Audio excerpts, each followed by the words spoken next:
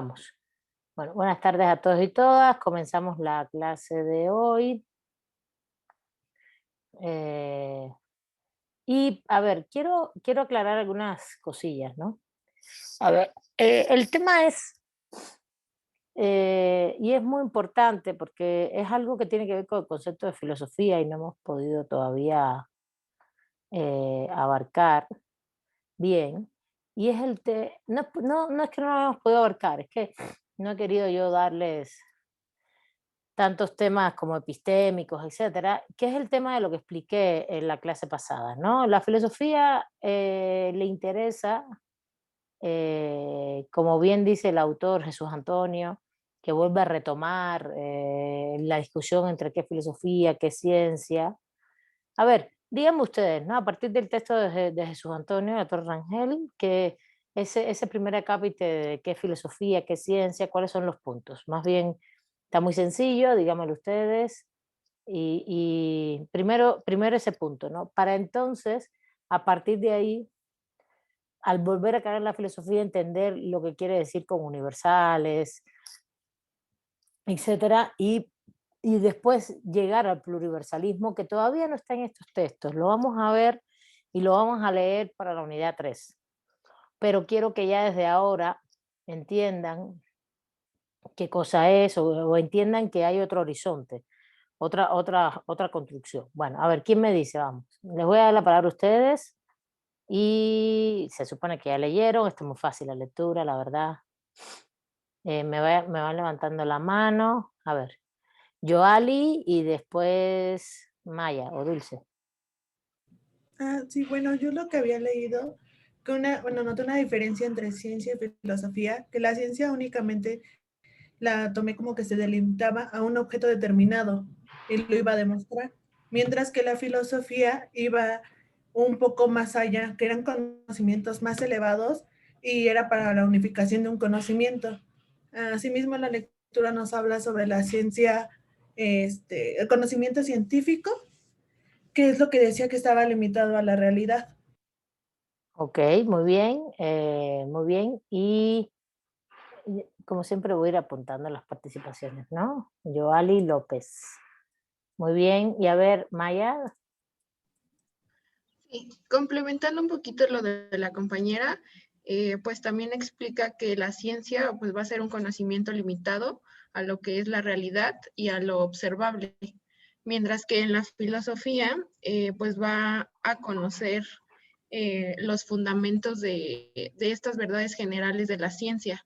Entonces la ciencia va a ser el cómo y la filosofía va a ser el por qué. Muy bien. Y sobre la cosmovisión, nos habla que esta va a surgir de un sentido común y va a estar determinada por nuestro entorno, por nuestra cultura, por lo que nos rodea. Y pues eso va a traer un cuadro ideológico valorativo, que si lo tomamos así simplemente, pues va a ser como una forma, no me acuerdo cómo lo menciona, de la filosofía, pero que no es como tal filosofía hasta que criticamos ese cuadro valorativo. Ok, muy bien. Ajá, ok, dale, vamos a seguir aportando. Muy bien, Maya. Muy bien. A ver, Diana, Mariel.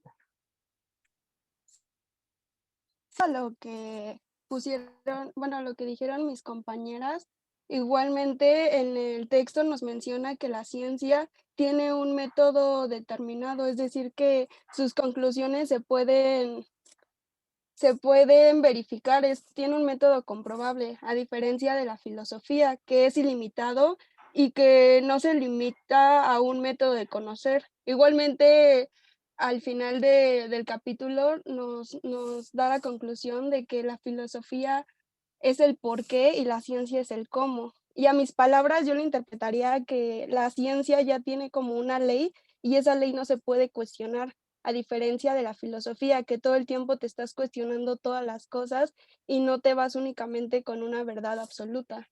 Eso sería como mi aportación. Y de igual manera con lo de las cosmovisiones, a diferencia, dice que una cosmovisión es aceptada sin una crítica de método racional, a diferencia de la filosofía, que esta sí tiene una crítica de método racional. Ok, muy bien. A ver, Aileen, ¿qué más quieres comentar? Aileen. Bueno, eran dos cosas. Lo primero era que sí, que la lectura a mí en lo personal se me hizo mucho más estructurada y mucho más fácil de leer. O sea, como que ya venían los conceptos y todo. Y lo otro era en relación a lo que mis compañeras mencionaban, que decía que la principal diferencia de la ciencia y la filosofía era el método, que la ciencia empleaba el método y siempre se limitaba a ese método. Y lo que hacía universal a la filosofía es que nunca veía el límite dentro del método para seguir estudiando. Y también que los filósofos no acaban de descubrir porque siempre se están preguntando y cuestionando más, que una respuesta no les es suficiente. Y ya. Muy bien, ok, vale. A ver, ya lo habíamos visto en clases, habíamos visto justamente que la ciencia era un conocimiento era un conocimiento que le interesa, primero que era, a ver, ¿se acuerdan que el conocimiento científico es racional, exacto, comprobable, falible? Es decir, que puede cambiar en la medida en que eh, tú compruebas una cosa hoy, pero pues dentro de 10 años puedes comprobar otra y esto puede variar, o no solo 10 años, mucho más. Falible es que puede cambiar en función de su método y que hasta hoy, y eso lo dijimos ya en clase, a partir del siglo XVI con la revolución científica, la ciencia está ubicada en el paradigma de la revolución científica, que es junto con ese conocimiento exacto, comprobable, falible, racional, exacto, exacto, comprobable, ya lo he dicho, exacto, comprobable, falible, racional, y sistémico también, porque tiene sistematicidad dentro de cada disciplina, no es un conocimiento que pueda, que tiene, puede tener interpretaciones varias, pero tiene sistematicidad en sus disciplinas. Ese conocimiento es un conocimiento que pasa, como es comprobable, es empírico, sale desde el punto de vista de una comprobación de método, de una metodología empírica que es el método científico. A ver, cuando se dice empírico, y esto lo quiero decir rápidamente, por ejemplo, en el derecho, tú puedes hacer perfectamente, ustedes pueden hacer perfectamente eh, investigaciones empíricas, pueden ser de corte más antropológico, por ejemplo, de corte más sociológico, de sociología jurídica, de antropología jurídica, como es el caso por ejemplo, hacer una etnografía en una comunidad indígena y cómo sus derechos, cómo ellos, por ejemplo, interpretan qué derechos tienen, qué tipo y esto se hace, porque lo decimos como con la estructura del derecho, porque somos juristas, pero que es muy cuadrada además. Pero tú no vas a comparar justamente qué dice la norma con respecto a lo que dicen los pueblos. Sí lo puedes hacer, comparar, y justo te vas a dar cuenta que es mucho más rica la de los pueblos. Pero lo que vas a hacer justamente es mediante etnografías, por ejemplo, una etnografía comunitaria implica estar dentro de la comunidad, convivir con ellos, es como una investigación participativa, determinar actores y en esa medida ir denotando las relaciones que se dan complejas ahí entre los grupos, depende de lo que tú quieras trabajar, puede ser derechos o puede ser cómo ellos ven determinados marcos regulatorios, no me refiero a una ley, sino es que en antropología y sociología se ve desde la realidad, no se ve desde la norma jurídica, ¿no? Entonces a mí lo que me interesaría en una investigación etnográfica, por ejemplo, es cómo a partir de las relaciones que hay internamente en una comunidad y también con el Estado con el Estado o con otros actores sociales, depende de qué conflicto y de qué comunidad es, porque al final tú vas a investigar conflictos, ¿no? ¿Qué es lo que va a pasar? Justamente lo que va a pasar es que uno va a investigar cómo se dan esas relaciones, ¿sí se entiende? Cómo se dan esas relaciones y esto cómo ellos traducen, por ejemplo, el derecho, los derechos, sus prerrogativas, sus obligaciones, su relación con el Estado, cómo se ha dado toda esa complejidad. Eso es lo que se hace en una etnografía. Depende del tema. Puede ser respecto a los usos del derecho, por ejemplo. Esperen un momentito porque yo no... déjenme cambiar el internet, un momentito.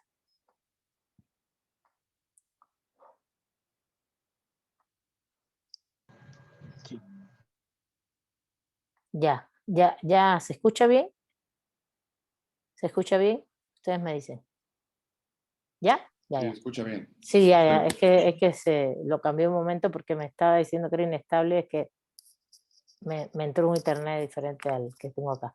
Bueno, entonces, lo que uno, y en sociología quizás vas a buscar más patrones de conducta en varios actores, no solo una comunidad, no te centras en una comunidad, sino vas a, por ejemplo, una investigación sociológica es cuáles son los actores en la Sierra de Puebla frente a las comunidades que son actores y sus estrategias de resistencia en la Sierra de Puebla frente a la minería. Y a lo mejor investigas 10 comunidades, 15, 20, y a lo mejor no es que vayas a todas, ni vas a ir, ni mucho menos. Los sociólogos ni crean que bajan a las comunidades. Regularmente también pueden tomar datos de otras de investigaciones antropológicas que son más específicas, y a lo mejor sí participan en algunos, hacen algunas entrevistas, sí, participan en algunas reuniones más, vamos a decir, por ejemplo, tipo redes, y desde ahí van sacando conclusiones. Para mí la gran diferencia sería la metodología entre las dos disciplinas, es la metodología. Ahora, ¿cómo lo haces? Pues lo haces desde empírico, desde la realidad, y te vas armando toda una hipótesis, tu comprobación empírica, etc. Ahora, ¿se puede hacer una investigación documental también que se constituya como una comprobación? Exactamente, sí, también. Tú puedes hacer perfectamente un análisis de todas las, por ejemplo, de determinadas sentencias que se hacen, que tienen que ver con la Suprema Corte o una sala de la Suprema Corte. Yo conozco una tesis de doctorado sobre eso. Lo que hizo fue un estudio de cómo llevaron los casos a una de las salas de la Suprema Corte, denotando que son súper positivistas todos y que no resuelven ni maíz, ¿entiendes? Y estoy hablando de un estudio de hace 2, 3 años, que resuelve muy poco, la verdad, que su tendencia es a ser muy positivistas y ver las razones por las cuales esto ocurre. Y lo que hizo fue una etnografía. Realmente se metió ahí, la dejaron entrar, hizo entrevistas, se quedó ahí con ellos, vio cómo trabajaban, pero analizó también todo no sé qué marco posible de sentencias, no he visto la investigación como tal, pero sé que le hicieron y los resultados, pero no sé cuál fue la muestra realmente, ¿no? La muestra, pero sí hizo toda una etnografía profunda. Y bueno, puedes usar, siempre se usan múltiples métodos, ¿no? Puedes usar, siempre se plantea que es cualitativa la investigación y que metodológicamente, y puedes hacer entrevistas, claro que puedes hacer entrevistas, pero el peso fundamental puede ser el documento. Ahora, que ustedes usen solamente documentos, por ejemplo, para hacer una investigación jurídica, también podría ser. Ahí el tema es qué tipo de documentos usas o qué tipo de objeto tienes para que se entienda, que también podría ser y usar el mismo método científico como una comprobación, pero tu base de comprobación van a ser los documentos. ¿Sí se entiende lo que quiero decir? Como que decir que uno cuando usa documentos no es comprobación empírica, no, no, no. Los documentos también son parte de la comprobación empírica, eso es lo que me quiero referir. Entonces, esa es la esencia de la ciencia. Claro, hay ciencias exactas, hay ciencias sociales, hay ciencias... em, em, y evidentemente, donde más diferimos o donde decimos, cuidado, que no es lo mismo, es que cuando tú planteas que la ciencia arriba a conclusiones que son leyes científicas, bueno, en la física se ve esto más,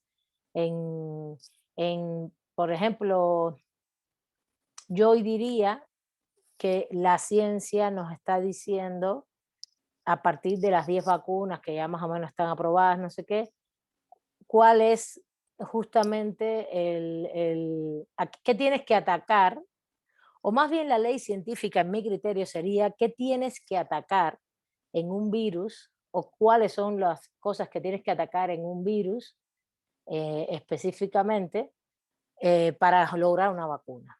Yo no sé mucho de eso, pero estoy segura que si lo buscamos, porque lo que sí, de todo lo que he leído, he visto que más bien son cuestiones de la proteína, son varias cosas, ¿no? Y, y depende del tipo de vacuna. Hay como 2 o 3 tipos Yo he leído dos, no sé si hay más. Yo he leído dos formas desde las cuales se construyen las vacunas. Se están construyendo las vacunas para atacar el virus, ¿no? No estoy hablando del método, estoy hablando de lo que atacas en el virus. Pero que eso que estoy diciendo es una ley universal. Los virus atacan mediante esta cuestión de la proteína y otros mediante no sé qué más, la verdad, no lo sé.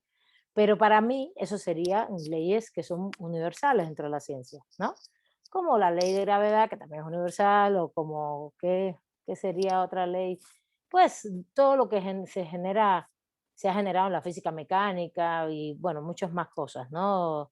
Desde el punto de vista, sobre todo la física mecánica está llena de leyes científicas, que quiere decir cómo se mide la velocidad, cómo se mide el tiempo, cómo se mide la masa, etcétera, etcétera. Bueno, entonces, pero son universales en cuanto, en que sí, en que cada vez que las usas y vas a comprobar algo mediante estas fórmulas, etcétera, bueno, te da un resultado igual en todos lados. Ese es el tema. Pero la ciencia sigue siendo parte de una porción de la realidad, ¿no? Una porción de la realidad que en este caso se disciplinó mucho, ¿no? Química, biología, etcétera, física, y que hoy incluso está cada vez más subdisciplinado, ¿no? Tiene una subdisciplina. Pues, hoy tú te dedicas a la biología molecular, no te dedicas a la biología en general, a la botánica, y dentro de la botánica te dedicas a un grupo de especies, no te dedicas a todo, es cada vez mucho más especializado, así como pasa con el derecho, ¿no? Que hace civil, o hace penal, o hace constitucional, y regularmente, bueno, los que hacemos, por ejemplo, todo el área básica esta, que es teoría, historia, filosofía, metodología, etcétera, podríamos hasta cierto punto, por ejemplo, por el tema de la filosofía también, porque me interesa la filosofía política, también abarco hasta constitucional. Hay gente que no, pero más o menos tú abarcas todas esas disciplinas, pero a mí no me, sí lo puedo dar, sí puedo leerme manuales y hacerlo, por supuesto, de civil, de penal, pero no me gusta, no me interesa, como que uno no se mete, se especializa, ¿no? O mercantil o fiscal, que me parecería también, son cosas muy especializadas. Por ejemplo, bursátil me parece súper especializado. Hay cosas muy, muy especializadas, tema bancario, muy especializadas, ¿no? Que son complejas, ¿no? Entonces, bueno, lo que quiero decir con esto es que cada vez las fracciones del conocimiento, olvídense, el derecho ahora de la ciencia se va disciplinando cada vez más y haciendo porciones de realidad. Y que la comprobación es empírica. Eso ya lo sabemos, ya son verificables, todo eso ya está claro, ¿verdad? No hay ninguna duda con respecto a eso, ¿sí? Pregunto. No, profesora. Bueno, ahora, ¿por qué siempre todo el mundo hace esa distinción? Bueno, porque es la distinción clásica para poder saber qué es la filosofía. Y ellos vuelven a caer en el mismo ámbito de, bueno, es que la filosofía es otro espacio, ¿no? Otro espacio. Y bueno, ya entonces el tema de qué hace la filosofía o qué problemas aborda, eh, cómo va generando también modelos filosóficos, sistemas filosóficos, todo eso lo discutimos bastante. ¿Qué me interesa? Que entiendan, cuando se habla de metodología, se habla, y aquí el autor lo dice mucho, de metodología racional, ¿no? De metodología racional en la filosofía, que esa es incluso la diferencia con cosmovisión, que la cosmovisión es como un conocimiento, según ellos, que puede ser más, le dicen vulgar, que puede ser más de conocimientos, vamos a decir, populares, que a mí no me gusta mucho esa definición, la verdad, no estoy muy de acuerdo con ella. Pero a ver, vamos a leerlo aquí. Aquí dice, las cosmovisiones surgen del sentido común y son influidas por la cultura propia y son una concepción del mundo. La filosofía, en cambio, es producto de un proceso de búsqueda de los fundamentos o las últimas causas realizado a nivel científico. ¿Qué es lo que están queriendo decir? Que bueno, que hay una metodología que tú usas para la filosofía, una metodología que en este caso casi todos coinciden, donde que impera el tema de la razón, el racionalismo. El racionalismo. ¿Por qué se habla de racionalismo? Porque es a partir de la mente que uno realiza todas estas reflexiones, de las ideas, de los conceptos, eh, de los conceptos, buscando las primeras causas, los primeros principios, los fundamentos, todo esto que ya hemos debatido en las clases previas. Ahora, dice que Villoro plantea, aunque acepta que se puede filosofar a nivel vulgar y a nivel científico, solo la reflexión metódica, sistemática y objetiva, esto es científica, realizada en el plano de la causalidad última, merece el nombre de filosofía. Esto es una de las distinciones que hacen los autores. Los autores lo que hacen es decir, no, hay un proceso metódico, racional, sistemático, como que tú no filosofas, creo que un poquito Juan el otro día decía, bueno, y nos cuestionamos todo el tiempo, pero a la vez todo el mundo lo hace todo a la vez. Bueno, ahí lo que te están diciendo es que hay una porción de profesionales que se dedican a esto y que lo hacen desde su marco de realización de trabajo a partir de ciertos métodos sistemáticos, racionales, donde, por ejemplo, establecen justamente qué van a buscar, cómo lo van a buscar, qué van a fundamentar, sobre qué. Entonces hacen toda una sistemática. Por ejemplo, vamos a pensar un libro filosófico del derecho de Eduardo García Maínez. Tiene varios, no sé si conocen algunos, él es muy positivista, pero bueno, fue un gran filósofo. A ver si reconocen. Tiene,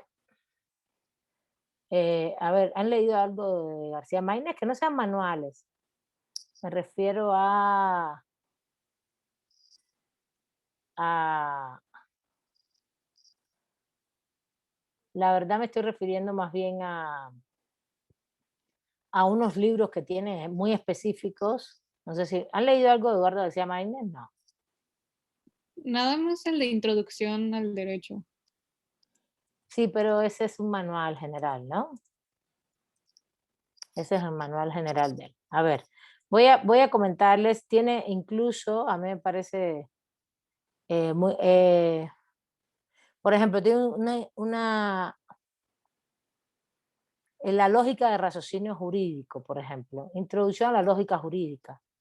Tiene la lógica de raciocinio jurídico. Yo me gustaba, a ver, que quiero, porque hay uno, me encanta, que tiene como una trilogía. No es que me guste, a mí no me gusta ese tipo, no estoy de acuerdo con ese pensamiento tan lógico formal, me parece muy bueno, pero es la lógica de raciocinio jurídico, la introducción a la lógica jurídica, pero me está faltando uno que es una trilogía que él tiene sobre lógica jurídica. No me está saliendo acá, que ahora no me acuerdo. Que no sé si es el juicio jurídico. Ahora no lo recuerdo, la verdad, que es justamente, es como una trilogía que tiene que ver con la lógica jurídica. Te habla primero de lógica jurídica de manera general y después te habla cuáles son los factores, por ejemplo, a ver, en la lógica jurídica está basada en la lógica formal aristotélica y cuando tú te lees Aristóteles lo que te dice es, ¿se acuerdan que se lo expliqué en clase? Les expliqué todo el método inductivo-deductivo, pero les voy a explicar así los cuatro libros es qué cosa es una idea, por ejemplo, qué cosa es una idea. Primero, qué son las causas de las cosas, y después dice, qué cosa es una idea, qué cosa es un juicio, y después cuáles son los razonamientos. ¿Entiendes? Ideas, juicio, razonamiento. Una idea es la casa, un juicio es la casa es verde, y un razonamiento ya es un silogismo. ¿Sí me entienden? ¿Me siguen con esto? ¿Sí? Entonces, Sí, lo que profesora. hace García Maínez es justamente hablar de una introducción a la lógica jurídica, haciendo un engarce muy bien hecho entre la lógica formal aristotélica, que esta es la lógica jurídica que él trabaja. Hay otros tipos de lógicas jurídicas, pero la formal aristotélica. Después habla de la lógica de los juicios jurídicos, que es la que no me está saliendo, y estoy casi segura que sí. Y después habla de la lógica de raciocinio jurídico, ¿sí?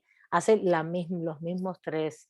Eso es un pensamiento muy sistemático, a eso es lo que me refiero, un pensamiento racional sistemático, donde él agarra un horizonte filosófico, que es el pensamiento aristotélico, y lo aplica al derecho y hace desde la racionalidad, metódicamente, todo un análisis de lo que él considera desde el punto de vista abstracto, estos tres elementos, bueno, los dos, el juicio y el raciocinio. ¿Se entiende?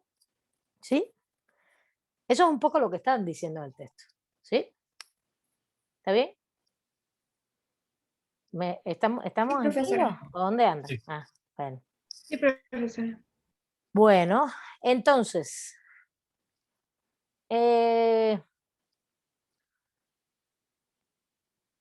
y las cosmovisiones más bien serían, y el autor cita a Villoro, etcétera, y dice, las cosmovisiones es otro tipo de pensamiento, es un pensamiento, dice, el ser humano es un ser constante, voy a citar lo que comenta acá de Miguel Villoro Toranzo. No está hablando de Luis Villoro ni Juan Villoro, está hablando de Miguel Villoro Toranzo, que es un filósofo del derecho, teórico del derecho, igual positivista, racionalista en México. El ser humano, dice, es un ser en constante búsqueda de sentido. Quiere saber quién es, qué lugar ocupa en el universo, necesita un cuadro ideológico valorativo que le sirva para sus decisiones ante la vida. Este cuadro es imprescindible para tener identidad. Si es aceptada sin una crítica metódica racional, recibe el nombre de cosmovisión. Si hubo crítica metódica racional, es una filosofía. Eso es lo que está planteando. ¿Cuál es la diferencia? Pues bueno, hay personas que se pueden sentar y decir, yo tengo tales valores, entiendo que el mundo es así, y hacer toda una valoración, incluso no solo personas, grupos sociales, sobre lo que la vida es, lo que ellos son, etcétera, pero sencillamente no es que estén filosofando. ¿Sí se entiende? Eso es lo que están planteando. ¿Sí? ¿Alguna duda hasta ahí? No, profesora. ¿Y los demás y las demás qué dicen? No hay duda. Creo que hasta ahorita todo bien. ¿Y Diana no anda por aquí hoy? Porque Diana tenía dudas con ese tema. No sé si está. Quizás hoy no vino. Profesora, disculpe, ¿me podría Sí, dar aquí estoy. acceso a la clase? Es que me quiero conectar desde otro dispositivo porque como que no agarra bien la internet. Ah, ok. Ahora sí, vale. Gracias. Bueno, no, Diana no vino hoy, parece. Sí, aquí estoy, maestro. No, es que le iba a Ah, pedir lo mismo. Tengo bien poquita pila en mi cel y me voy a cambiar mi lap a ver si me podría aceptar. Por eso no he participado por la pila. bueno, está bien, entonces dale, apúrense. Pero díganlo. Yo estaba aceptando gente y ya estaba por decir, ¿dónde están? ¿Por qué están así? ¿Por qué están llegando tarde? Si no, no los dejo entrar. Bueno, hasta ahí vamos bien, ¿no? Entonces, a ver, ¿qué yo creo sobre esos conceptos? Yo creo muchas cosas. Yo creo que esos conceptos son bastante profesionalizantes, elitistas acerca de estos temas. Es verdad que hay una distinción clara entre leerte toda la obra de Kant y todo lo que puede decir una persona de su vida o un grupo social, por ejemplo. Pensemos un poco sobre todo en grupos que tienen, por ejemplo, un diálogo íntimo y a la vez muy comunitario, con respecto a algo, un grupo religioso, ¿no? Los testigos de Jehová o los mormones, ¿no? Que tienen toda una cosmovisión de vida muy clara, muy fuerte, ¿no? Y que evidentemente no están haciendo filosofía, ni mucho menos, ni nada de eso. No lo están haciendo, a ver, no lo están haciendo porque no se han dedicado a hacer esos tratados, a escribir, a que trasciendan, etc. Pero a mí me preocupa mucho que también ubiquemos solo la actividad filosófica en este mundo profesionalizante, ¿no? Porque nos hace, y ahí es donde me voy a meter ya un poquito más allá, para que vean cómo esto se engarza, estos conceptos, con el universalismo abstracto y el pluriversalismo. Me preocupa mucho que esa concepción de pronto es una concepción elitista que deja fuera a lo mejor cosmovisiones que nos pueden ayudar mucho a resolver conflictos sociales. Voy a ahondar en eso un poquito después, vamos a dejarlo así, A ver, voy primero a abordar, quiero tocar otro tema ahora. Ese tipo de pensamiento, como todos los tratados de Kant, esa filosofía metódica, profesionalizante que dice Villoro Toranzo, etcétera, toda esa filosofía, ¿qué es lo que va a producir? ¿Qué es lo que va a producir? Pues lo que hablamos la clase pasada del universal abstracto, esos universales abstractos, esos conceptos abstractos, esos sistemas filosóficos que están llenos de reflexiones interesantes. Hoy yo les estaba haciendo una búsqueda de temas de pluriversalidad y eso, desde ayer estaba leyendo cosas, porque ahí Boaventura tiene un libro que se llama El pluriverso de los derechos humanos. Hay mucho pluriversalismo en materia de derechos humanos hoy, pero lo vamos a leer en la tercera unidad. Entonces estaba leyendo algunas cosas y de pronto me puse a bajar ahí, no bajar a ver cosas de audiolibros que estaban, nada, yo siempre a veces procrastino así, en vez de ponerme en función de la clase, me procrastiné, ¿sabes lo que es procrastinar? ¿No? Hacer lo que no tienes que hacer en ese momento, y de pronto puse un audiolibro de Séneca sobre la brevedad de la vida, y es un texto filosófico sobre la moral, y está lleno de prescripciones, ¿eh? Que esa es la otra diferencia. ¿Cómo es esa filosofía universal abstracta? Prescriptiva, ¿se acuerdan que lo dijimos? Era prescriptiva, que siempre te decía lo que deberías hacer, te daba como primeros principios, postulados. El principio es el fundamento, los postulados hacia dónde quieres ir. Sobre qué se debe hacer, qué se puede hacer en la vida, qué somos. Entonces es todo un tratado, bueno, lo puse ahí en lo que buscaba más cosas para escuchar y llevaba 12 capítulos, el capítulo 12 y dije, ya, está bueno. Son chiquitos, ¿no? Son chiquitos. Pero no es que me moleste, está interesante, bonito, pero me parecía, es mucha la prescripción esta de lo que tienes que hacer en la vida, de por ejemplo, con el tiempo, no procrastinar, por ejemplo, con el tiempo, que la vida es muy breve, que vivir el ahora, estas cosas de vivir el ahora que nos parece que es del mundo antiguo asiático y eso, pues eso también es mucho de la filosofía griega. Y es todo un tratado de moralidad, de que la gente debe vivir más espiritualmente, en esa satisfacción, no pensar tanto en las cosas materiales. Bueno, estoy diciendo cosas en general, ¿no? El capítulo que iba a leer, el último, me parecía interesante porque tenía a lo mejor que ver con la arrogancia al saber, ¿no? La gente esta que se cree que sabe mucho. A mí yo cada vez que leo más, detesto más la gente que se cree que sabe mucho. De verdad, se lo juro. Leo, y cada vez que camino más, digo, no manches. Y profesores que se creen que traen la verdad, o profesoras o investigadores, la única verdad, no, me parece horrible. Entonces, es un tratado de moralidad, y eso es lo que hace, o lo que ha hecho en muchas ocasiones la filosofía, ¿no? La filosofía es prescriptiva no porque tiene términos, ¿se acuerdan? Todo eso ya lo vimos en clase, sino porque te prescribe actitud, postulados, principios y postulados. Es como normativa, te norma cosas, te dice cómo hacer, es un deber ser, sin que sea una norma jurídica. Es abstracta y las abstracciones son sin significados de sentido. ¿Se acuerdan que la clase pasada les puse eso, ¿no? A ver, vamos a poner, voy a compartir, que me gustaría más que veamos. Es prescriptiva, dijimos, no es descriptiva, la ciencia describe, ¿se recuerdan? Describe las cosas de la realidad es prescriptiva. Aquí hablan de que es metódica, sí, es metódica, pero el metodismo, lo metódico que hablan es el racionalismo, o sea, la racionalidad. Y va elaborando una serie, va buscando principios, postulados, todo esto de que hablamos de las aporías, problemas irresolubles, de que te cuestionas todo, etcétera, etcétera, las creencias, etcétera, Son principios, son postulados, son fundamentos,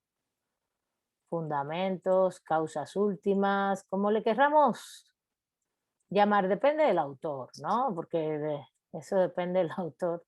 A mí me gusta mucho hablar de principios y postulados, principios como fundamentos, postulados hacia dónde ir. Me gusta más, me parece importante que tengamos claro, ¿no? Los principios son fundamentos, los postulados es justamente hacia dónde es una racionalidad más del deber ser, ¿no? ¿Y qué hace? Pues construye abstracciones. ¿Y cómo es ese abstracto? ¿Qué cosa es ese universal abstracto? A ver, ¿quién me dice? Ya lo dije en la clase pasada. ¿Quién me dice? A ver. La clase pasada se los comenté.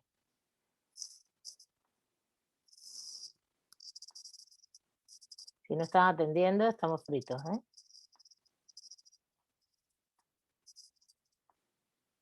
¿Cómo es ese universal abstracto?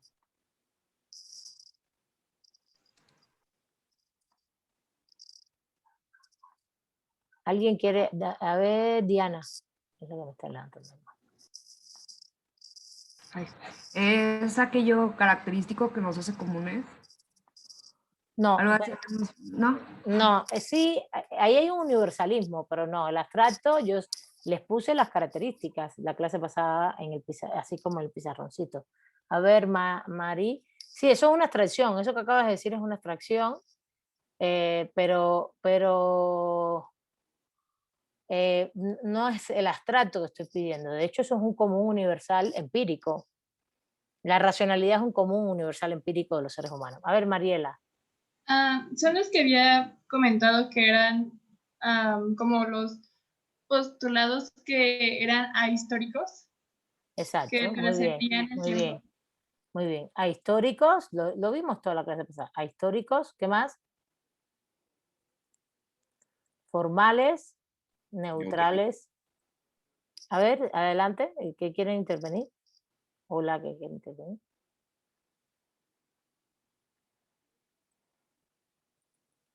Y quería agregarles, no quería abrumarlos con estos conceptos, pero yo creo que ya se los voy a dar. Significante vacío. ¿Qué cosa es un significante vacío? Justamente esas abstracciones, por ejemplo, son abstracciones que son históricos y hablamos de Recassensichen, ¿no? Y de la coerción, por ejemplo. El derecho siempre es coercitivo, el derecho es coactivo, coercitivo, todo lo que hablamos en la clase pasada. Es ahistórico. ¿Por qué es ahistórico? Porque todos los derechos tienen ese tipo de características como principios. Es formal porque está bien construido, lo puedes construir formalmente desde el punto de vista lógico. Es neutral porque no pertenece a ninguna ideología, puede ser un derecho socialista, capitalista, del medioevo. Todos tienen características coercitivas, coactivas, por Dios. Y es significante vacío porque no le estás dando, no lo estás, no es concreto, no es histórico, no le estás, el significante vacío no es que no tenga significado, sino que te da un concepto universal que puedes aplicar a cualquier momento histórico. ¿Sí se entiende eso? No, eso es lo que significa el significante vacío. No es que la coerción no sabemos qué es, sí sabemos qué es, pero la misma coerción en sí no puedes pensarla como, no, porque es que la coerción vinculada al derecho demoliberal, pues es coerción, es violencia, es la coacción, por ejemplo, que es la violencia, la imposición violenta, pues sí, está en todos los derechos, ¿sí se entiende? No lo puedes vincular así a un proceso histórico, por eso se le llama significantes vacíos. Por ejemplo, incluso, digo más, no solamente esto está escrito por la filosofía tradicional, vamos a decirle positivista o una filosofía tradicional racionalista. Hay filosofías críticas que también construyen conceptos universales de significantes vacíos.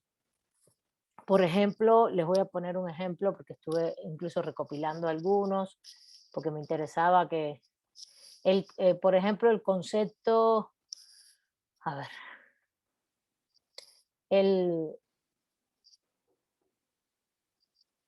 lo tengo escrito tan chiquito que ya no veo yo aquí. El concepto, por ejemplo, el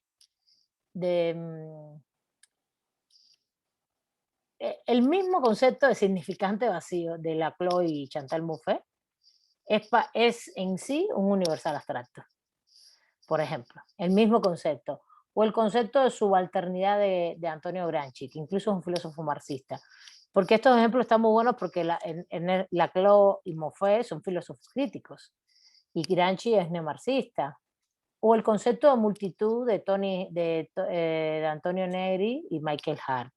El concepto famoso de multitud cuando habla del imperio, cuando hace todo y son libros que son de teoría política más de teoría política todos, donde explican, por ejemplo, y conceptualmente, y ellos más bien dan conceptos generalizados que son muy usados hoy en las ciencias sociales, y por ejemplo el concepto de populismo de Laclau, lo agarran, la gente lo agarra como conceptos y dice, yo me agarro este concepto y a partir de ahí elabora toda su, no solo teoría, sino todo su análisis epistémico crítico. Pero también son significantes vacíos, es decir, se pueden usar para todo momento histórico porque son conceptos que van trascendiendo. ¿Sí se entiende? ¿Sí se entiende? No únicamente tienen que ser conceptos de filosofías no críticas. A eso es lo que quiero que tengan claro. Por ejemplo, a ver, Emiliano. Yo, maestra, me perdí un poco en cuanto a la diferencia de un universal abstracto y un universalismo pluralizable. No, todavía no Creo en el estamos, hecho en que, no estamos en la pluriversalidad, estamos hablando solo del universalismo abstracto. Ok. ¿Está bien? Okay. Todo lo que estamos hablando ahora es del universalismo abstracto, del universal abstracto, que es más bien la reflexión filosófica que se hace, que nos plantea este texto que se hace en la filosofía, con una visión prescriptiva, metódica racionalista, todo esto que tenemos puesto en el pizarrón. ¿Se entiende? Y le estaba poniendo ejemplos de significantes vacíos. Por ejemplo, y significantes vacíos es un concepto que trasciende, que es un universal, como coerción, cohesión, pero también puede ser el concepto de multitud en una filosofía crítica, que es el de Hari Negri, que es un concepto que ha trascendido, aunque es un concepto del siglo XX, no, creo que del XXI, porque no me acuerdo cuándo no, el XXI, ese libro salió después del 2000, pero es un concepto que además no es de ellos solamente, es un concepto que viene de la antigua Grecia, que ellos resignifican y lo usan, y es un concepto que, ¿por qué es un significante vacío? Porque logra tener una conceptualización que puede ser usada en todo momento histórico. Sí, no sé si me entienden. ¿Está bien? A ver, Gabriela, disculpa. Estoy hablando de lo que es la filosofía planteada desde esa racionalidad que está ahí hablando el autor. Gabriela. Sí, perdón, es que no podía prender mi micrófono. Yo también tengo dudas sobre esto universal abstracto. O sea, ¿qué universal no es abstracto? Es como mi duda. No entendí muy bien. Claro, esa es una pregunta muy, muy buena. El tema es que eso es lo que plantean los autores. Ahí es donde quiero que entiendan que todos los autores lo que plantean que esto es lo que hace la filosofía. Y que realmente la filosofía crítica va a decir que no hay un solo universal, ni un universal abstracto única y exclusivamente, sino que hay pluriversos, es decir, universalismos, depende de dónde estés ubicado, y hay diferentes tipos de universos. Y por ejemplo, ahí entramos al concepto pluriversal. ¿Qué cosa es, por ejemplo? Es el pluriversalismo. Les voy a dar un concepto. Es el espacio donde muchas perspectivas diferentes puedan convivir sin que una se arrogue el derecho de sobreponerse a las demás. O sea, lo que se universaliza es precisamente el rechazo a todas las formas de dominación de un ser humano sobre otro. Aquí, porque es que hay mucho trabajado sobre el tema de los derechos humanos, ¿no? Individual o colectivamente, y de utilización responsable de los recursos naturales, etc. No, esa parte no me interesa. ¿Qué cosa es el pluriverso? Hay un universo de sentido que es esa filosofía que te está haciendo un universal abstracto y que te está diciendo, como es Eduardo García Maine, cuál es la lógica jurídica, por ejemplo. Eso es un universo de sentido y un universal que existe, que está ahí y que te parece que es el único, que es abstracto y que es el único que existe y el único que debe existir. Y lo que el pluriverso lo que te dice, no, es que ese es un universo, hay otros universos. ¿Sí se entiende? Hay otras lógicas, por poner un ejemplo. Lo que pasa es que a lo mejor tú no las conoces o a lo mejor incluso tú no las ves. Incluso este debate llega al punto de aceptar como universos lo que el autor llama cosmovisiones, pero que tengan más que ver con grupos y luchas de grupos. ¿Sí se entiende?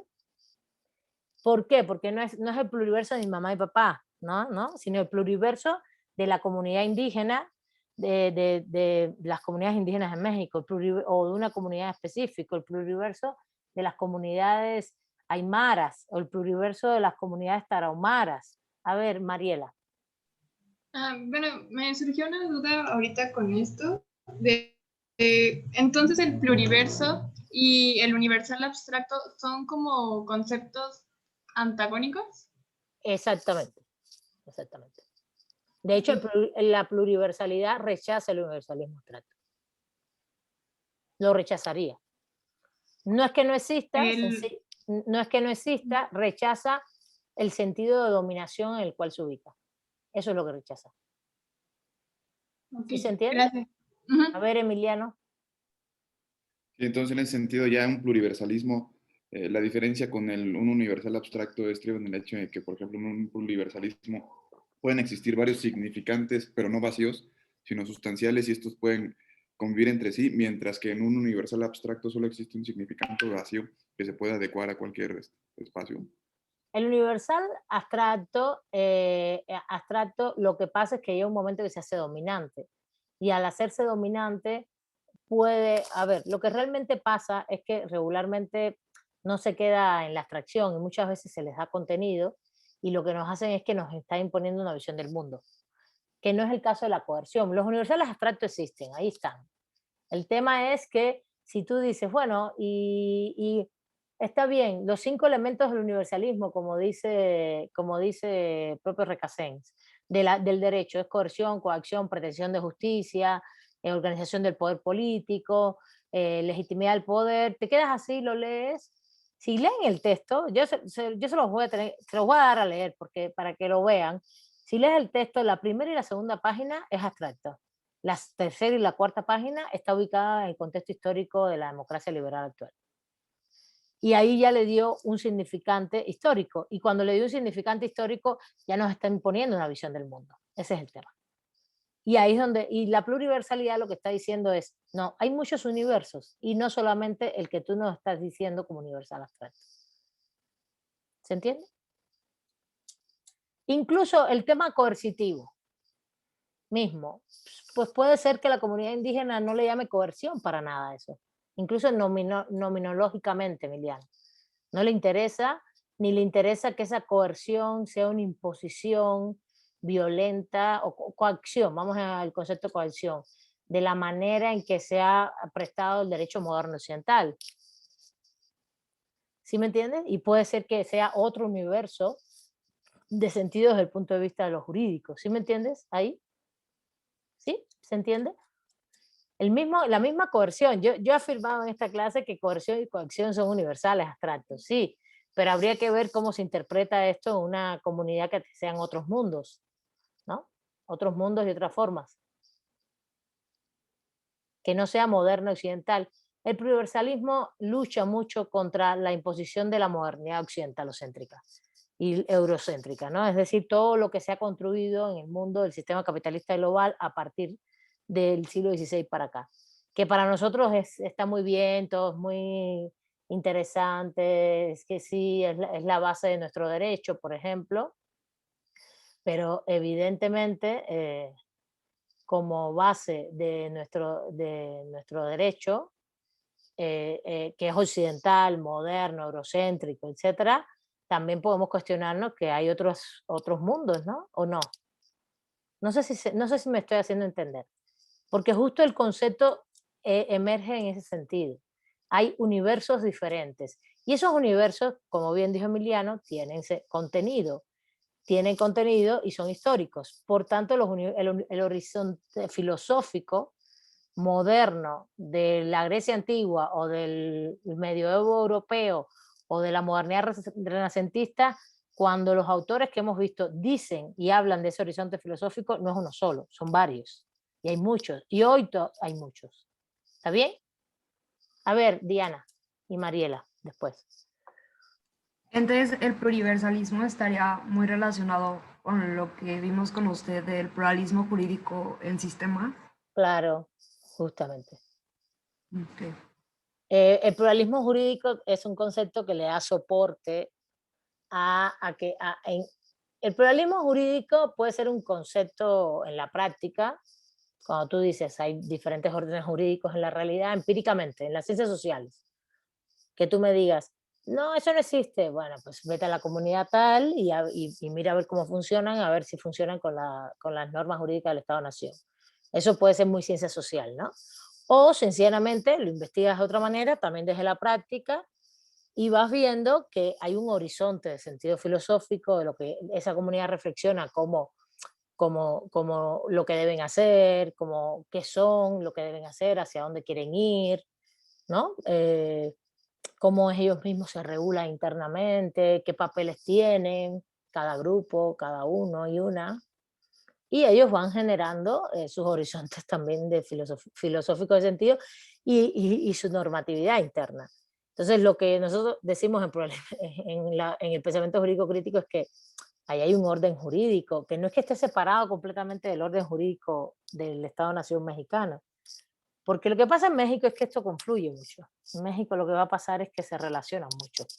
Que las comunidades indígenas mexicanas están muy occidentalizadas, vamos a decirle, ¿no? Modernizadas, occidentalizadas, no están separadas, no están tan separadas del Estado-Nación. Eso no ocurre en todos los lugares. Si tú caminas América Latina hacia el sur, lo que tú vas, por ejemplo, en zonas de Perú, Paraguay, Brasil, Bolivia, Ecuador, toda esa zona del centro que confluye alrededor del Amazonas, por ahí, que tienen toques con el Amazonas algunas y otras no, más hacia el Pacífico. Hay comunidades impresionantes, también en Colombia, que no son comunidades tan penetradas por el mundo occidental moderno. Y un poco el pluriversalismo, que es un concepto que surge desde la filosofía y que quiere hacer reconocer que no existe un solo universo, ese es el tema, ni un solo horizonte filosófico, ese es el tema, que ya sea, nos los dijo en el 44, los horizontes de sentido filosófico son históricos, y ahí te está diciendo que, no hay, que hay más de uno. Lo que te está queriendo decir es que confluyen los universos de sentido en un mismo momento histórico y en un mismo espacio y que pueden ser muy diferentes. ¿Sí me entienden eso? Ahora voy a poner otro punto más. No solo confluyen, el problema es que regularmente el pluriversalismo es un concepto que surge para atacar, y ahí voy a lo que dijo, ¿fuiste tú, Mariela, que me comentaste lo antagónico? Sí. A ver, vamos a vernos un poquito más, de todas maneras el pizarrón se puede poner bien. Ataca la imposición de un solo universal. Ese es el tema. ¿Y por qué? Porque dice, y no es que, más que antagónico, porque fíjate, cuando tú te leas a todos los autores que son Boaventura de Sousa Santos, hay mucha gente en materia de derechos humanos trabajando esto, lo estuve buscando y vi, pues, encontré muchas cosas, toda la teoría decolonial, porque toda la teoría decolonial, Ramón Grofobel, lo que están planteando es, el problema es que no solamente un universal que nos impusieron, que está ahí, que es el impuesto, el dominante. ¿Se acuerdan que siempre les he dicho que hay teorías sistemas filosóficos dominantes y críticas a ese sistema filosófico? Bueno, no, dicen, no solamente es que haya eso, es que además hay universos de sentido y horizontes filosóficos que no tenemos en cuenta nunca y que incluso ni los vemos, están completamente invisibilizados. Es una escala más profunda todavía. Es un nivel más profundo. No es solamente que hay uno dominante y hay otro que lo critica y que los dos se ven en la palestra pública, vamos a decir, no, es que hay uno dominante, que hay otro que lo critica, pero todos estos están en en un medio en el cual incluso son visibles. Hay además universos que nunca son visibles, que son completamente invisibilizados. ¿Ok? Y ahí donde más se meten, y se los digo para que sepan claro, es en estos universos de sentido de los pueblos originarios del mundo. Pueblos indígenas latinoamericanos, pueblos indígenas de África, pueblos indígenas del mundo de la India, de Asia, de pueblos o indígenas originarios, no indígenas. Indígenas se llaman los nuestros por el concepto de indio, ¿no? Que también es una imposición decirnos indios, ¿no? Es pueblos indígenas nuestros, pueblos originarios de África. De hecho, el libro que me estaba leyendo tiene un artículo del Ubuntu. Les dije que quería ponerles un artículo del Ubuntu africano. Porque Boaventura en esto ha sido interesante. A mí no es que yo sea fan así a todo lo que dice Boaventura. Me gusta, me parece bien, pero no es que yo lo usé mucho un tiempo y ya después me parece que él lo que plantea está muy bien, pero que ya se acabó, ya todo lo que dice, ya ahora refrita mucho, ¿no? Refrita, escribe lo mismo, pero bueno, hay que leerlo, hay que leer sus bases fundamentales. Y entonces, por ejemplo, él rescata mucho todo tipo de luchas desde África y desde también desde la India, los pueblos originarios que son antiquísimos en la India. Se imaginan en África, en la India y en el mundo asiático, son mucho más antiguos, son tan antiguos como los nuestros o más, ¿entiendes? Bueno, entonces, ¿qué es lo que... Y lo otro importante, porque también no es un problema solo de esos pueblos originarios, toda esa reflexión tiene que ver con lo que les voy a comentar ahora. Tiene que ver con que el pluralismo tiene que ver mucho con la colonialidad. Es que históricamente nos colonizaron de una manera histórica, no históricamente, nos colonizaron desde el siglo XVI y fueron las culturas occidentales modernas colonizando a todo otro tipo de culturas e imponiendo sus horizontes de sentido filosóficos, sus formas de establecer las cosas, al punto que invisibilizaron todo lo que éramos antes o previamente. ¿Sí se entiende? Y nos invisibilizaron mucho. Y claro, no es que ahora hay una cultura pura acá, otra cultura pura allá, no. Hay unas mezclas de cultura. Lo único que se está pidiendo en estos momentos es que realmente esos universales, esos universos también tengan visibilidad y existencia y puedan dialogar. Y ese es el tercer punto, el diálogo entre los diferentes universos. Y ahí, Mariela, el antagonismo no es que exista.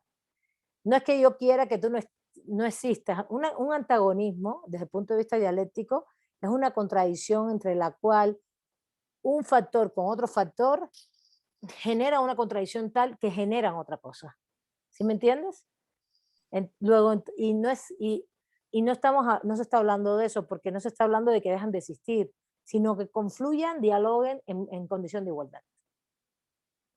Yo no quiero que deje de existir la filosofía de García Maínez, me parece increíble, buenísima. Está bien, para el que la quiera, pero no dejemos de ver que hay otras filosofías. Es un poco la reflexión. Sí, bueno, yo bueno, así lo expliqué para los conceptos. O sea, no tan... Ah, ya. Ajá. No, sí, pero el antagonismo es un concepto filosófico, por eso te lo comento, mi corazón. Porque no es que va a dialogar García Márquez con el universo y cosmovisión indígena. No es que se antagonizan al punto de generar otra cosa, no. Lo que se pide es que dialoguen, pero si no dialogan, por lo menos que se reconozca la existencia, ¿sí se entiende? Y que estén en plano de igualdad, porque el problema es ese. Entonces, también ahí ustedes dirían, bueno, pero según el concepto de Jesús Antonio, eso sería una cosmovisión. No, porque todo este trabajo se está haciendo, ahora te doy la palabra, Gabriela, todo este trabajo se está haciendo para también elaborar principios, postulados. Por ejemplo, un principio fundamental de los pueblos es la comunalidad, creo que se los comenté en la clase pasada. Y eso es un principio elaborado racionalmente, un concepto abstracto que también elaboramos.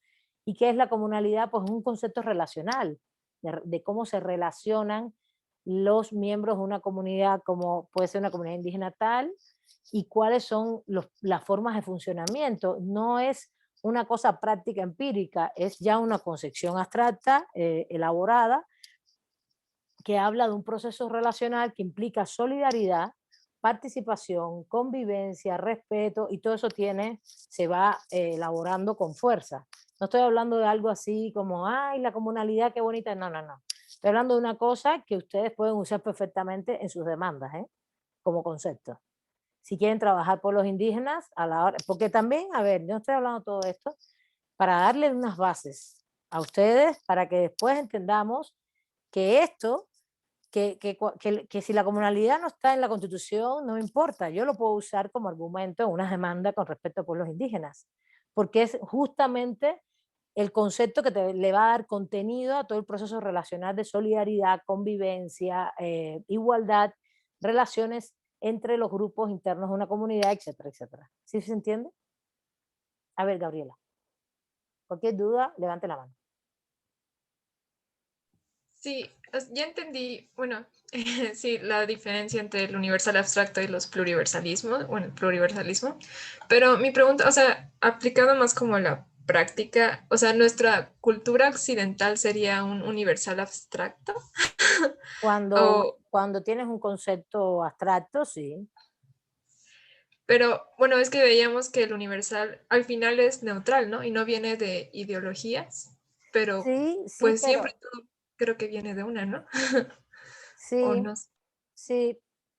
Les puse el ejemplo de Recasén y les decía que en una página y media se acaba ese universal abstracto.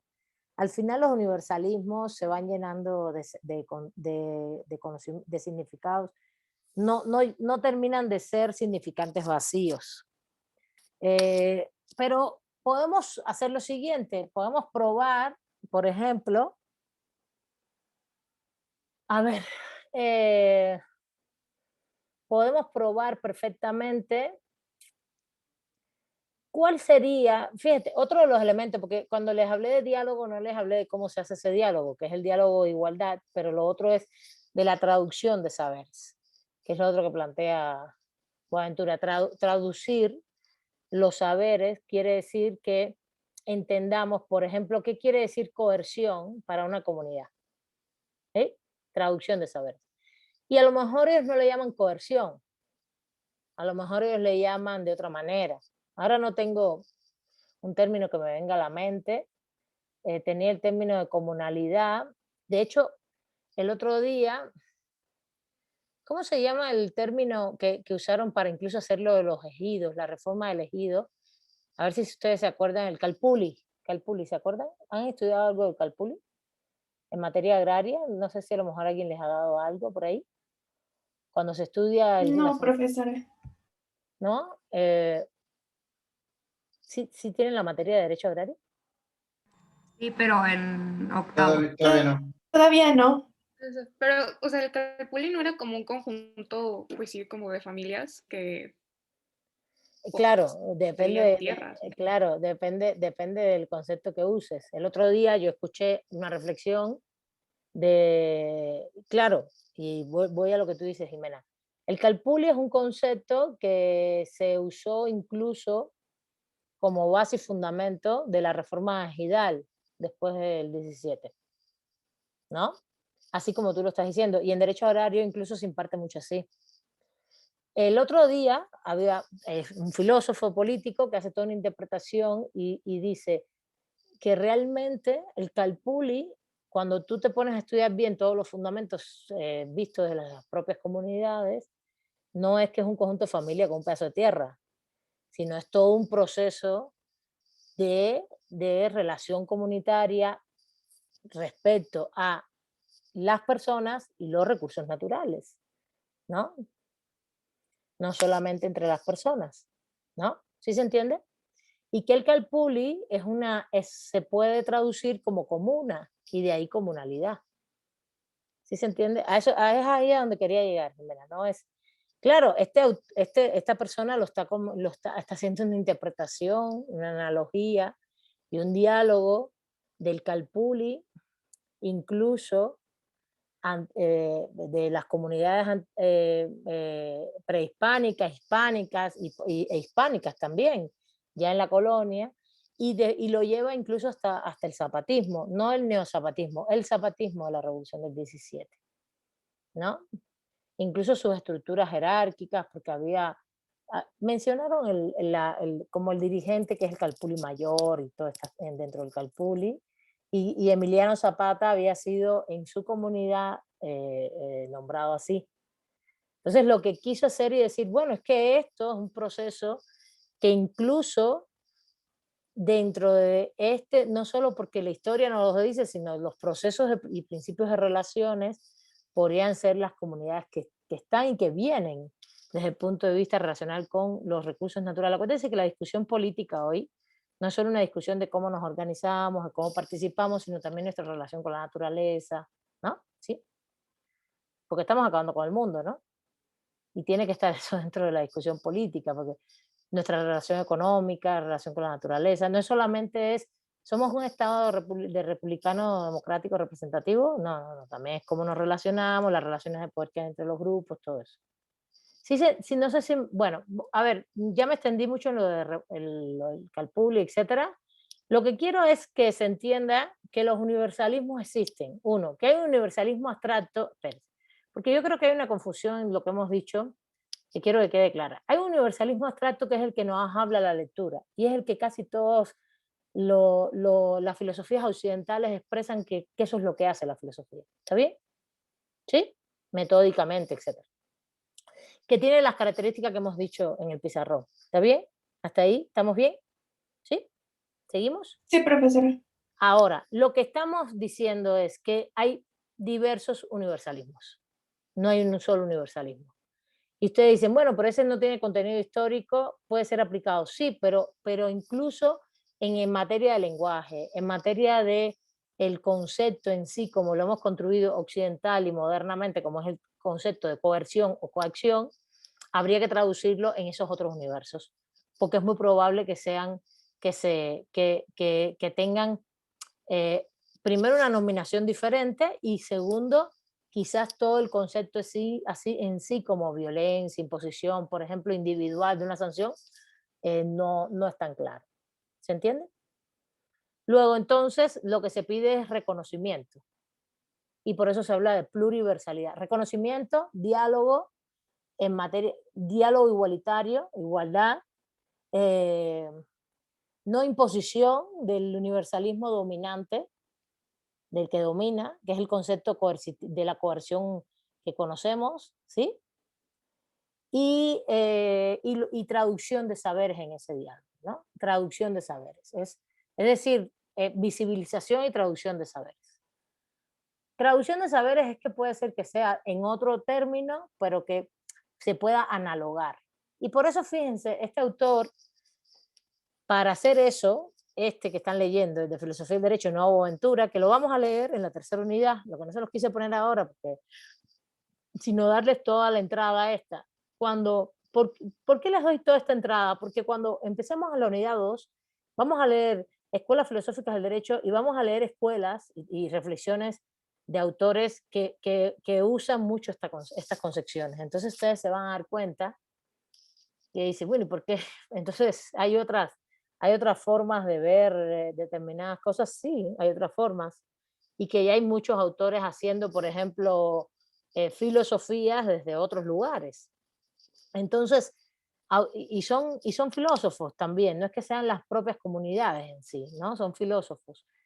Lo vamos a ver perfectamente cuando veamos Justnaturalismo, o lo vamos a leer. Y por ejemplo, este autor que están leyendo, Jesús Antonio, el capítulo 3 se llama Analogía y Derecho, porque la analogía es un método que existe desde, sobre todo tiene mucha fuerza en el mundo escolástico, y que justamente él propone una analogía dialéctica, ahí lo pone y usa la historia, la dialéctica junto a la analogía para poder llegar a mejores conclusiones desde el punto de vista filosófico. Eso es una metodología específica, crítica, que usa, donde lo que te está diciendo es que desde esta vía podemos llegar a otros universos también, ¿sí? ¿Está bien? ¿Alguna duda hasta aquí? Déjenme un momentito prender la luz, que aquí no se ve nada.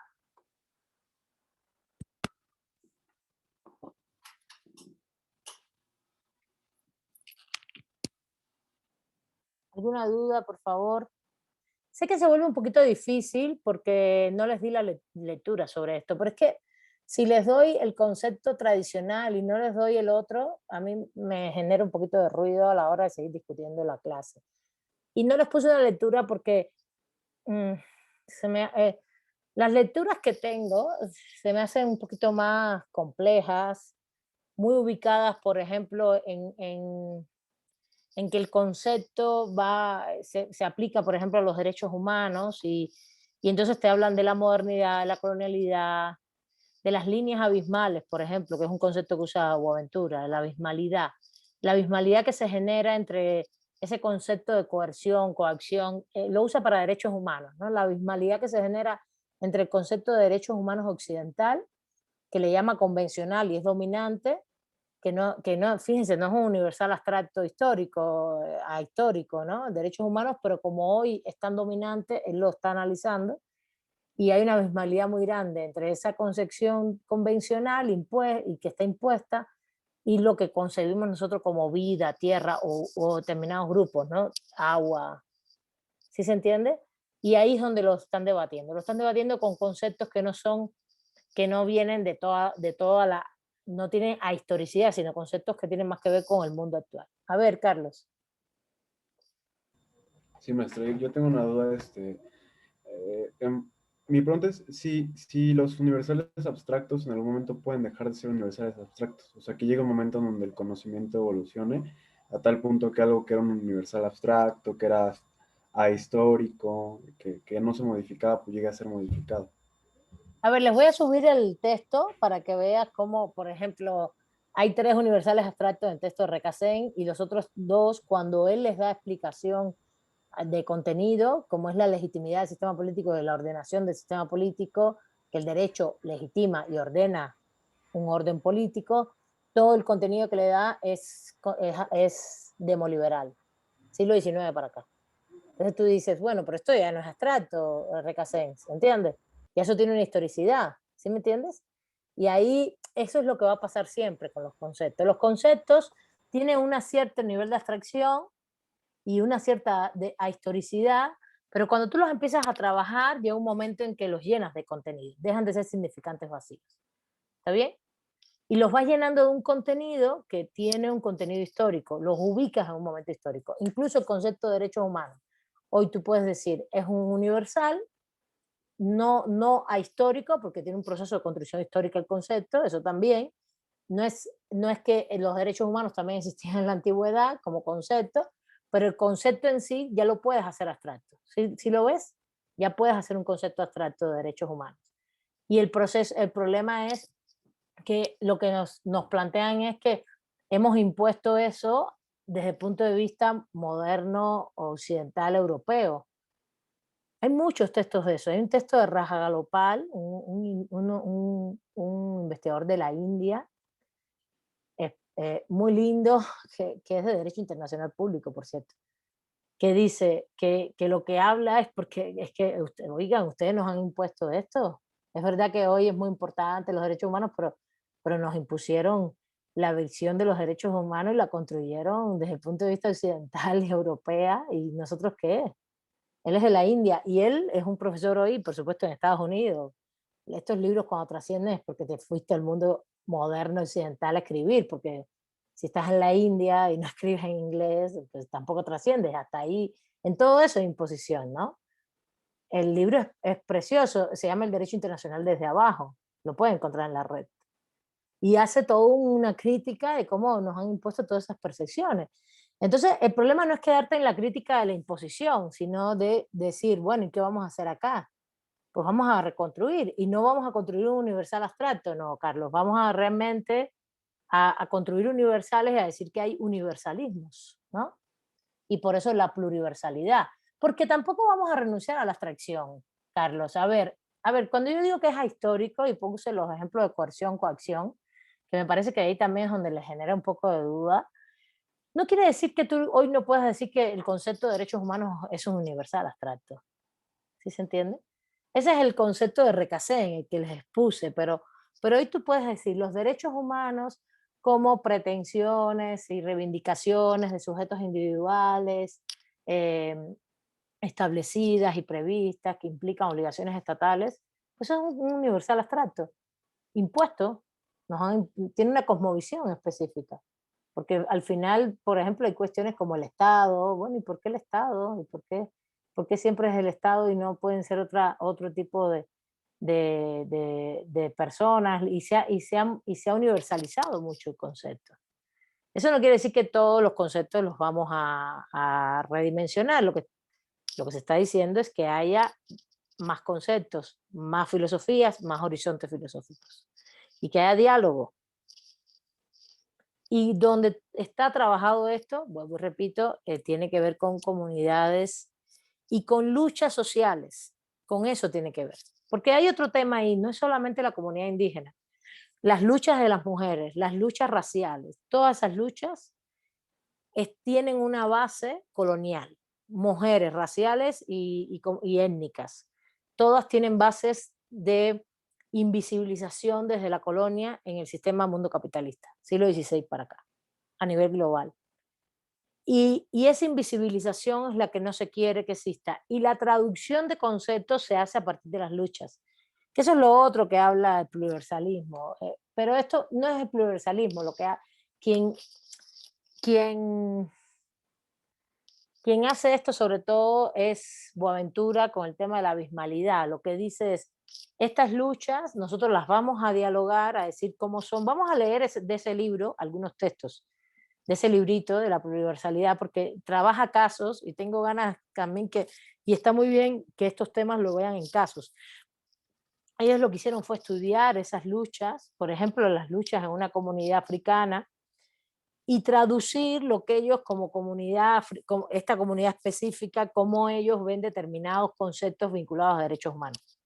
Eso fue lo que hicieron. ¿Sí me entienden? Y lo que te están diciendo es, están haciendo una traducción de saberes. Entonces, volviendo a tu pregunta, ¿puede dejar de ser universal abstracto? Los universales abstractos existen y están siempre. Nosotros estamos construyendo también universales abstractos constantemente, aunque tengan un contenido histórico específico en el derecho hoy, aunque sean modernos, como es el concepto de derechos humanos. Por ejemplo, ¿qué universales abstractos tenemos hoy que no estuvieron toda la vida? Díganme, hay varios que los estamos usando constantemente y que se han globalizado, universalizado mucho, además de derechos humanos. A ver, díganme. Piensen. Pues en derecho internacional público llegamos a ver que cuando vemos el jus cogens, por ejemplo, la prohibición a la tortura, ¿no? Y es algo que universalmente, pues, se vuelve universal abstracto y no puede ser transgredido. Estoy de acuerdo. De hecho, pues, genocidio, prohibición de prohibición de la tortura, en internacional público hay mucho universalismo, y es abstracto y no estamos en contra de eso. El tema es cómo puede ser que haya otras luchas que fíjate, no es un tema comparativo. Analogía quiere decir es que para esas luchas también hay esos grupos el matar a un grupo o el torturar a determinadas personas, por ejemplo, que lo que nosotros llamamos tortura es infligir daño físico, psicológico, ¿no? No me he puesto a estudiar el tipo delictivo, pero me imagino que debe tener una continuidad y una cierta sistematicidad, ¿no? ¿Sí? ¿Sí? Y no todo el tiempo, pero aunque puede ser en una sola ocasión, pero que sea continuo, sistemático, al punto de obtener algo, ¿no? No es para obtener algo, la tortura, porque la tortura, sí, bueno, para infligir dolor y todo, para infligir dolor, pero también con otros fines, más allá del dolor, sino tener también a lo mejor algún fin político. Me conozco más el genocidio, ¿no? El eliminar un grupo específico, ¿no? Que en México se reconoce mucho que ese grupo tiene que ser étnico, racial, ¿qué más se dice? A ver si se lo saben ustedes. De Étnico. una religión, raza o etnia en específico. Ese es el de México, Jimena. Ajá. Si te vas a Argentina, ya está reconocido el grupo político. Yo estoy asesorando una tesis sobre eso, justamente. Porque en Argentina está más que reconocido, incluso por su jurisprudencia, que el grupo político también es objeto de genocidio producto de la dictadura, de su contexto histórico. Y me da mucha gracia porque Pues, justo, dime, adelante. Le iba a decir que justo aquí no podía encajar como lo del todo el movimiento estudiantil del 68 porque, o sea, no encaja en el concepto de genocidio porque no se asesinaron personas de un grupo étnico o racial específico, sino fue por algo político, justo como usted dice. Sí, pero en Argentina ya eso está reconocido, justamente por la Ujú. dictadura.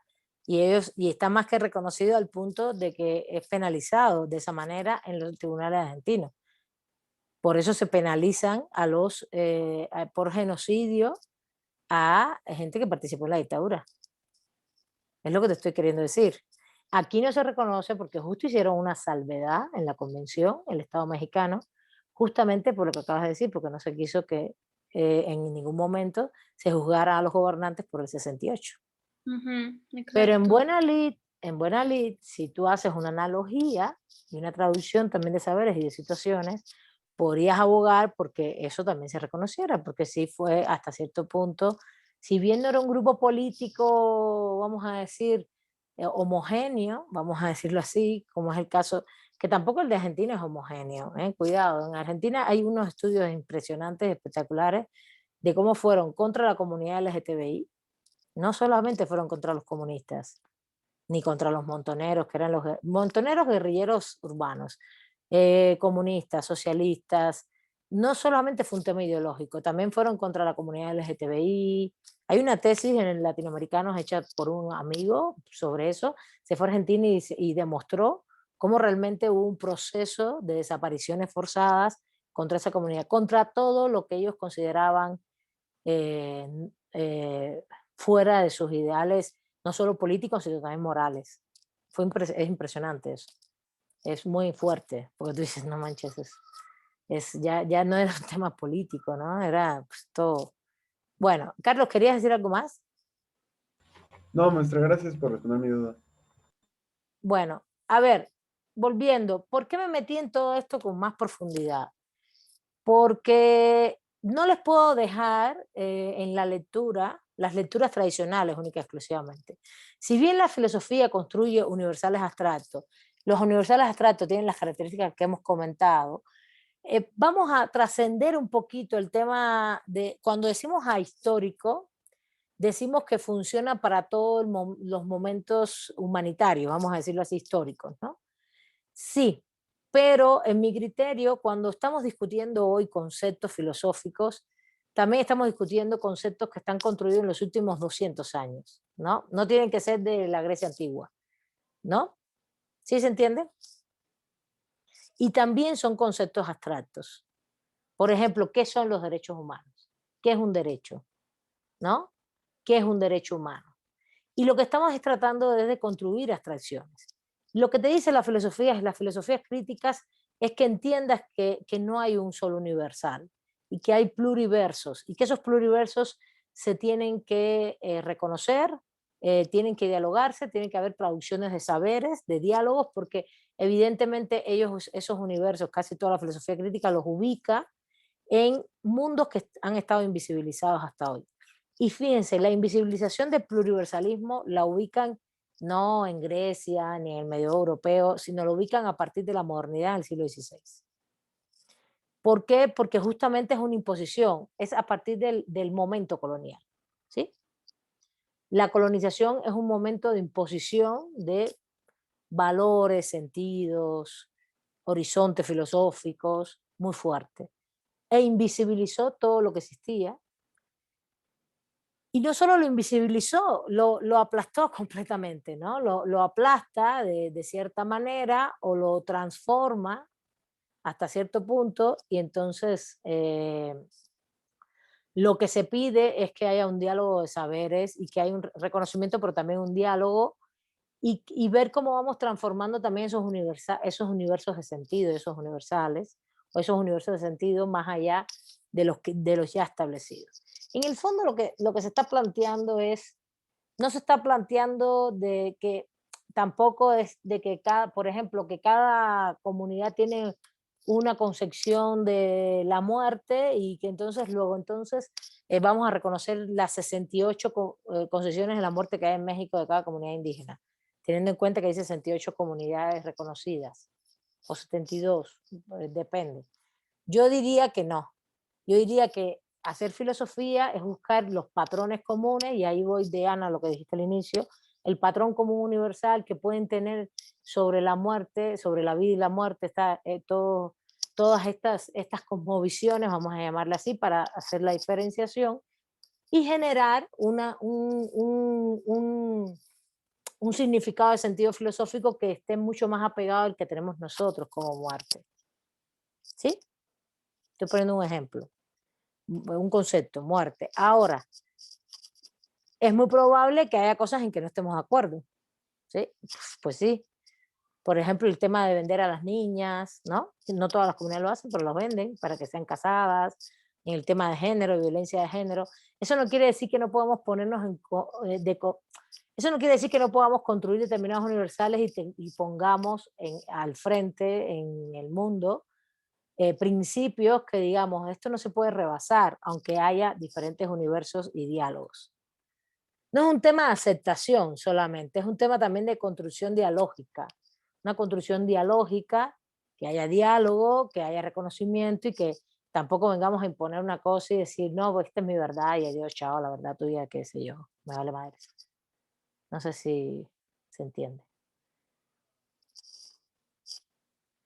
Es como, y tiene mucho que ver con todo, feminismos, violencias de género, los géneros que entendemos y conocemos que existen. Tiene que ver con todo lo que se va construyendo hoy. Lo que pasa es que les di como la piramidita de los conceptos y a lo mejor les resulta un poquito confuso, pero para mí el tema de coerción, coacción, por ejemplo, es un término occidental que hemos dicho, sí, está en todos los sistemas, pero es una interpretación que nosotros hacemos sobre todos los sistemas jurídicos.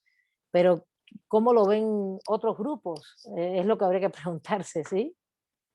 Empezando como, hay muchos grupos, sobre todo los grupos étnicos, el tema de la imposición, la sanción y la cuestión de la violencia, si no están tan occidentalizados, la ven muy diferente a nosotros, ¿eh? Empezando por ahí. Carlos. Sí, maestra, yo me llevé una sorpresa cuando empecé, o sea, primeros semestres de la carrera, que tuve teoría de la Constitución, y pues empecé a ver cómo se formaba, ¿no? La organización del Estado y así. Y yo pensé que era algo como exclusivo de México, es decir, la organización política, la división de poderes y así. No. Y luego me llevé la sorpresa digamos, el siguiente semestre que tuve sistemas jurídicos, pues de que son universales muchos del constitucionalismo en todo el mundo. Es decir, en todas las constituciones, no, bueno, me arriesgaría a decir que todas no, pero muchas de las constituciones de todos los países pues tienen sistemas políticos muy similares, ¿no? Y eso no sé si se puede interpretar o se puede decir que eso es un universalismo. Sí, es un universalismo que trascendió la práctica y que incluso ese universalismo nos lo han impuesto muy fuerte, que es la famosa representación como principio de funcionamiento de la política.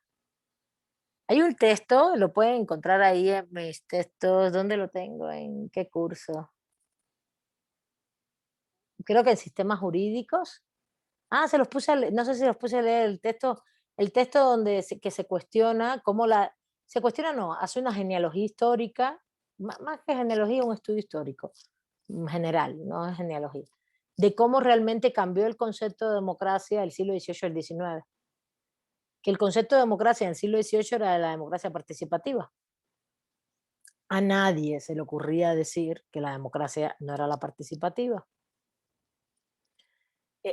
Cuando tú hablabas de democracia, había un universal. ¿Qué cosa era la democracia? El poder del pueblo, soberano, así realmente, poder del pueblo, del populus, incluso del demos. Y eso, y por eso Aristóteles lo critica tanto, porque Aristóteles es un oligarca y dice, no, la democracia no. No, porque entran a jugar un papel la gente que no tiene propiedad, etcétera, etcétera, que para ellos todos son gente que no deberían tomar decisiones, para él. Entonces, ese concepto que viene desde la Grecia antigua tiene ese devenir. Y, por ejemplo, el caso de Rousseau defiende, no Aristóteles, defiende el concepto de democracia y funda su concepto de soberanía sobre democracia participativa. Y eso cambia, ¿en qué momento? Con Alexis de Tocqueville en Estados Unidos. Bueno, en Estados Unidos él específicamente no, sino con el debate en Estados Unidos después de la independencia gringa, cuando ellos empiezan a debatir sobre cuál es el sistema democrático que van a usar. Y hay un debate muy fuerte que ya se estaba dando, y eso tiene la base en el sistema capitalista, es cómo van a votar. ¿Quiénes van a votar? Ese es el primer punto. Primero es un sistema federal muy amplio, mucha gente, mucha cantidad de población, no sé qué. Ahora más, en aquella época eran pocos, pero sí mucho territorio. Por eso surge el federalismo como forma de organización. Pero también es, bueno, ¿y ahora cómo vamos a estar en la unión, no? No pueden estar todos, ¿no? No puede estar todo el mundo a la vez, no solo porque somos amplios, etcétera, sino porque todas las personas no somos ciudadanos. Y ahí viene el debate ontológico. ¿Quién es ciudadano? Y en el debate de quién es ciudadano, se puso el famoso voto censitario. ¿Qué cosa es el voto censitario? Solo hombres blancos con propiedad. Eran los que votaban. Y entonces son ellos los que pueden, pero ¿votar por qué? Porque necesitamos un representante. ¿Votar para qué? Que votemos en asambleas, democracia participativa, y ahí es donde, si tú te lees la democracia en América, lo dice muy claro Alexis de Tocqueville, lo dice así con todas sus palabras, dice, bueno, entendemos y sabemos que esto no es la democracia, pero es lo que tenemos y lo que podemos hacer en un espacio tan amplio, con tanta población, etcétera, etcétera, y tenemos entonces que cambiar la noción y poner y elegir representantes. Y cambiaron el concepto de democracia representativa, pero después lo impusieron a todo el mundo. Entonces, si no eres representativo y con división de poderes, que justamente la Declaración de los Derechos del Hombre y Ciudadano lo dice, representación, división de poderes, derechos, garantía y división de poderes y representación, tú dices, ¿what? A ver, ¿cómo? Porque la división de poderes, y ya ahí termino la reflexión que esto es filosofía política a pulso, la división de poderes justamente es el concepto que te da el traste con la participación, porque dice que el check and balance es entre los poderes, y los poderes son siempre representados. Luego entonces nosotros no decidimos nada, solamente votamos. ¿Y votamos a quién? Pues al Ejecutivo y al Legislativo en todo caso, porque el Judicial nada más. Y entonces el check and balance genera, cuando tú lo miras, tú dices, claro, por eso generaron el check and balance. Generaron el check and balance para decir, bueno, como no hay control popular, tiene que haber control entre ellos arriba, entre las élites. ¿Y en qué se convirtió eso? En un control de élites. Por eso yo estoy en contra completamente para mí hay que reformular, no regresar a la antigüedad, porque el mundo es muy diferente hoy, muy complejo, y muchas ciudades grandísimas que son casi estados, como esta Ciudad de México, por ejemplo, pero sí reformular todo el sistema de organización política. en mi criterio. Y nos los impusieron, Carlos, exactamente. Fue una imposición desde poderes dominantes y se convirtieron en universales. A ver, Ari, ya hemos dedicado 2 clases a esto. Profesora, ¿usted qué piensa cuál puede ser el contraargumento de las personas que dicen que por la densidad de población que tenemos, o sea, por la gran cantidad de personas que habitan en el territorio, solo es posible tener una democracia representativa? Porque ese es el argumento que ocupan muchas personas. Y yo creo que sería lo principal, ¿no? Pero ¿usted qué piensa acerca de eso? A ver, más bien, ¿qué pienso de a qué solución debemos caminar o hacia dónde debemos caminar? Yo creo que hay que hacer democracias mixtas, articulaciones de democracias mixtas, porque evidentemente si hay una cantidad de población, es que no deberíamos tener esta ciudad, la verdad, por ejemplo. Hemos hecho una cosa horrible, no deberíamos tener las ciudades que tenemos, las condensaciones de ciudades que tenemos. Entonces una cosa es decir, bueno, ¿qué tenemos, qué cambiamos, por ejemplo, de lo que tenemos o con lo que tenemos, qué hacemos? También habría que ver eso primero, ¿no? Con lo que tenemos no lo podemos cambiar, ¿qué hacemos? Pues una democracia mixta. Si esto no lo podemos cambiar, pues ¿qué hacemos? Una democracia mixta. ¿Qué cosa es una democracia mixta? Representación y participación y deliberación. Porque la participación no es solo ir a una asamblea y gritar ahí, no. Es un diálogo de deliberativo, eso también se ha trabajado bastante y me parece que es importante. Y ahí cambiaría toda la temporalidad política, porque es como tú vas a una comunidad indígena y le, bueno, ya hoy reúnanse este domingo y discutan no sé qué, y la comunidad te va a mirar así como diciendo, what the fuck, perdón, perdón. No, nosotros con tiempo, con calma, ellos tienen sus temporalidades, que son diferentes a las de una ciudad como esta, por ejemplo. Entonces la temporalidad política tendría que ser otra.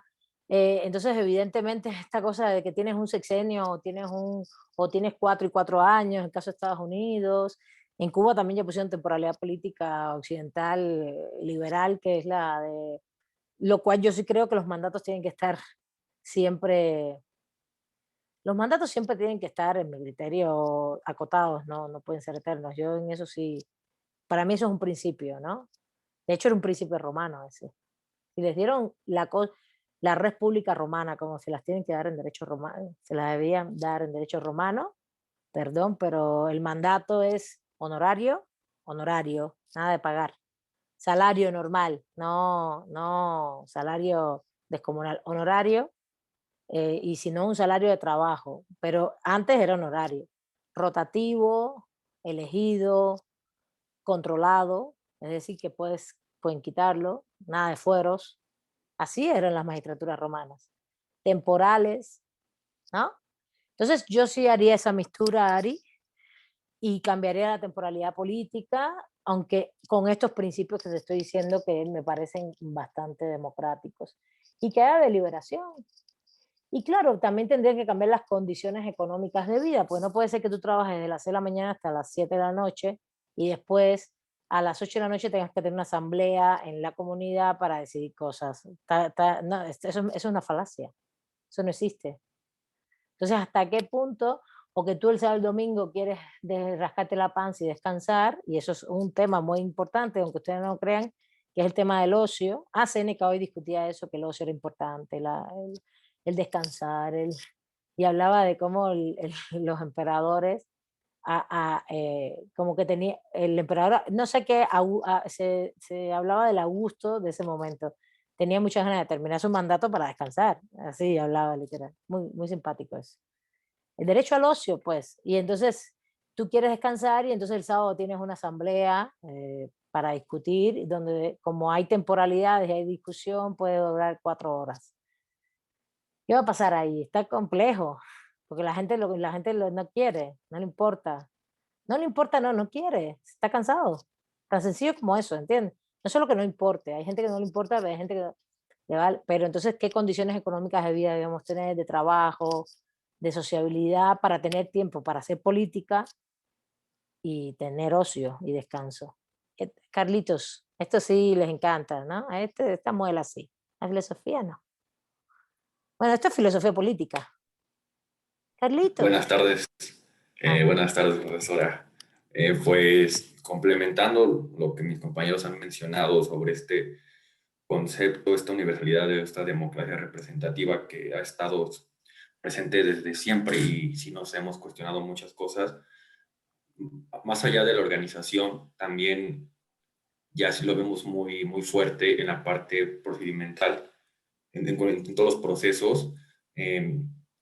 Siempre como que un juez a la hora de juzgar va a tener con apego a ciertos elementos, pero se estudia ya siempre desde esa base que nos lo enseñan en Derecho Constitucional y es muy difícil cambiar ese paradigma, solo que yo ahorita que he estado un poco más permeado en el derecho electoral, me he percatado que ahí están estudiando muy diferente. Por ejemplo, ya están aplicando un poco lo que hacen como en el common law, que son por casos, y ahí he visto varios magistrados que ya van tomando casos en electoral que eso va cambiando, pero por lo regular, por ejemplo, igual en materia de pruebas, siempre se le da como más valor a ciertas pruebas, porque simplemente es un mero positivismo que ya lo establecieron y no hay un cambio de ese paradigma, pero sí algo que me he prestado es que ha ido cambiando, bueno, mínimo en el electoral ha ido cambiando esa forma de ver la realidad y de cómo se razonan las pruebas. He estado ya hablando con varios magistrados y todo, y ya están tomando precedentes, como son los casos como en el common law. De ahí, de hecho, en el electoral se estudia más eso, y sí, igual me he preguntado por qué, por ejemplo, en civil pesa más una prueba, un acta de matrimonio, pesa más un acta en el mero papel, y con esto podría bastar hasta para ganar un caso, que inclusive la verdad no se puede haber representado bien. Entonces, sí, lo que comentan siempre ha estado instaurado, pero sí siento que sí debería haber un cambio en ese concepto de democracia, porque se ve, afecta a todos los ámbitos, y lo importante es como futuros abogados que afecta el proceso, que afecta a muchas cosas. Lo quería comentar. De hecho, no sé si estás trabajando en el INE o en el tribunal.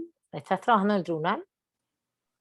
Estoy tomando un diplomado y sí he estado yendo allá con un magistrado. Porque en el INE es de los lugares donde, por ejemplo, se ha empezado una reflexión más en el TRIFE realmente, disculpen, no en el INE, más fuerte acerca, donde más casos de pueblos indígenas encuentras es en ese ámbito, por ejemplo. Ellos tienen muchísimo, no solamente que estén usando el sistema de precedentes, sino también en materia de contenido sustancial. Yo conozco un compañero que estuvo muchos años, como 15 años, ¿cómo le llaman ustedes? Secretario de acuerdos, ¿no? Secretario de los magistrados. No, la verdad no me sé la nominación, ni mucho menos, pero es todo ese equipo de trabajo que está con los magistrados y que les hacen al final la chamba, ¿no? Realmente. Ellos son todos los que hacen los fundamentos, todo. Vayan pasando listas, sí, por favor. Y la van haciendo con mucha profundidad. Y son los que realmente van construyendo, leyendo, construyendo. Y la verdad, por ejemplo, este compañero, ahora no sé dónde está, porque es que nosotros nos encontrábamos en un evento que el año pasado no pudo ser por la pandemia, este año tampoco, ha sido virtual, ¿no? Entonces, no hemos conversado porque él presentó incluso trabajos interesantes sobre esto, cómo ellos iban cambiando al punto de casi aceptar pluralismo jurídico, ¿eh? Casi, casi, casi. Pero ahí iban, ahí iban, ahí iban. Y yo sí lo considero, me parece importante que, sobre todo los tribunales, de hecho fueron los primeros, es el tribunal. Fíjense, esto es una cosa muy curiosa, porque justamente como son derechos políticos, que realmente no están disputando tampoco el sistema económico, eso es importante, porque no hay una disputa del sistema económico ahí. Fueron los primeros que usaron el garantismo. Yo estando aquí en 2002, vine a estudiar la maestría. 2002, ¿qué edad tenían ustedes? Eran bebés, eran bebés. 2002, estudiando de la maestría, me acuerdo que hice un trabajo de garantismo sobre las sentencias de José Jesús Orozco Enríquez en el Tribunal Electoral. Garantistas, sin haber hecho la reforma vino hasta el 2011, ¿se imaginan? Pero ya con una visión garantista, fundado mucho en toda la teoría constitucionalista de Ferrajoli, y siempre ha sido el tribunal que ha hecho este tipo de cosas mucho más fuertes, como tiene una pauta ahí.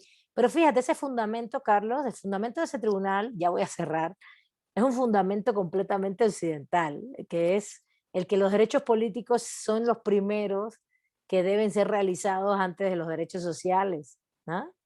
que es un fundamento no solo colonial, occidental, europeo, eurocéntrico, pero que además es un fundamento a favor del sistema capitalista, ¿no? Como no cuestiona el sistema, que todos los políticos evolucionen mucho, pero que lo social, bueno, hay contenido cuando se pueda, poco a poco, que tiene que ver con el agua, alimentación, salud, que es una falacia, ¿eh? Y eso no existe. Los derechos humanos todos son iguales, son integrales, son indivisibles, luego entonces no hay jerarquías, ¿no? Pero el fundamento de que el trife o la base de que toda la jurisdicción política se desarrollara tanto tiene base en esa falacia. Más falacia, es un mito de construcción teórica. Yo sobre todo he trabajado en mis textos que hice sobre DESC, pero hace 10 años. Pero ya eso se superó, yo estoy de acuerdo. Pero por eso creo que es fundamental que, como ellos llevan tanto tiempo, o más tiempo, son los que han ido avanzando más. Me parece muy bien. Chicos y chicas, no hemos avanzado mucho en los textos en sí, pero sí estamos avanzando en temáticas importantes. Les voy a pedir un favor.